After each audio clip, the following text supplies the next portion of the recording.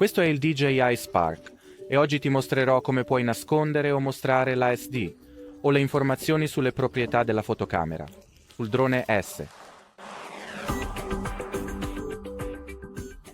Quindi, se vuoi abilitare o disabilitare la piccola finestra che ti mostrerà i parametri attuali della fotocamera, dovrai prima toccare l'icona.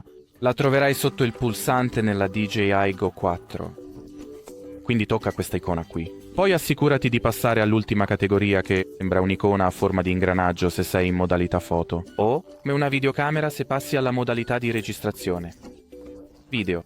E ora basta abilitare l'interruttore di visualizzazione OSD per attivare quei dettagli, oppure se vuoi nasconderli, basta disattivare questo interruttore. Semplice così. E beh, per quanto riguarda questo video è tutto qui, quindi grazie per aver guardato e arrivederci.